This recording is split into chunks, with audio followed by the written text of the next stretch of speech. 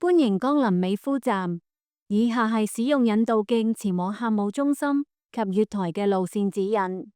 如要前往客務中心，請於閣下現時身處位置右轉，沿引導徑前行至第一個分叉口右轉，然後一直前行，便可到達客務中心。如要前往入閘機，請於閣下現時身處位置右轉，沿引導徑一直前行，便可到達入閘機。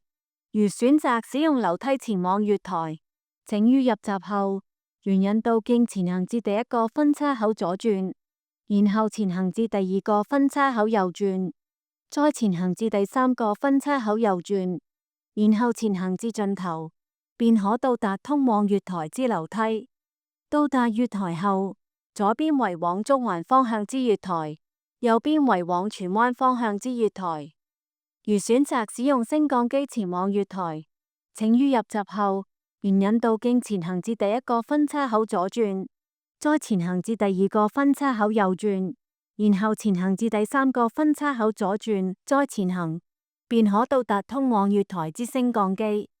到達月台後，左邊為往中環方向之月台，右邊為往荃灣方向之月台。